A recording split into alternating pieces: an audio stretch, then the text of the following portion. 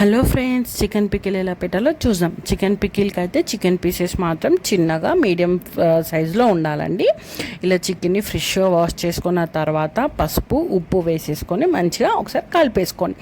ఇలా కలుపుకున్న తర్వాత బ్యాండీ పెట్టేసి చికెన్ని ఒక్కసారి అందులో గొల్లనివ్వండి. ఇలా గొలుతున్నప్పుడు మధ్యలో మనకు వాటర్ వస్తుంది, వాటర్ కంటెంట్. ఈ వాటర్ కంటెంట్ కంప్లీట్గా చికెన్కి ఇంకిపోతుంది.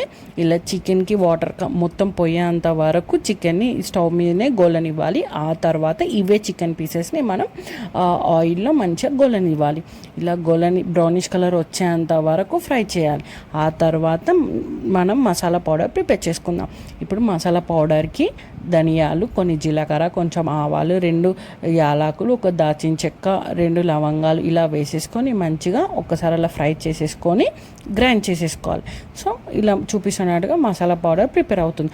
ఆ తర్వాత కొంచెం ఎల్లిపాయ, అల్లం కచ్చాపచ్చగా గ్రైండ్ చేసుకొని పెట్టుకోవాలి. మనం గ్రైండ్ చేసుకున్న అల్లం ఎల్లిపాయని ఇందులో నూనెలో వేసేయాలి. ఇలా నూనెలో వేసేసిన తర్వాత నూనెలో కొంచెం మెంతిపిండి వేయండి.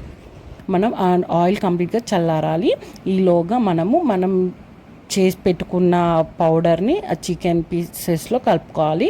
అందులోనే మీకు రుచికి సరిపడే ఉప్పు, కారం వేసేసుకొని మంచిగా కలిపేసుకోండి. ఈలోగా ఆయిల్ కంప్లీట్గా చల్లారుతుంది. ఆయిల్ కంప్లీట్గా చల్లారినాక ఆయిల్ని మనం చికెన్ పీసెస్లో కలిపేసుకోవాలి. మంచిగా ఇలా చూపిస్తున్నట్టుగా మొత్తం మంచిగా కలిపేసుకొనినాక మేమైతే కేజీ చికెన్కి 2 లెమన్స్ అయితే పట్టింది. సో మీకు క్వాంటిటీని బట్టి నిమ్మరసం వేసేసుకోండి. మేమైతే 2 లెమన్స్ ఆఫ్ లెమన్ జ్యూస్ వేసేసుకున్నాము. ఇలా చూపిస్తున్నట్టుగా మంచిగా కలిపేసుకోండి. మీరు కూడా ఒకసారి ట్రై చేయండి ఫ్రెండ్స్. టేస్ట్ మాత్రం చాలా బాగుంది. ఒకసారి ట్రై చేసి కామెంట్ సెక్షన్లో కామెంట్ పెట్టండి friends. Like, share and subscribe to my channel. Bye.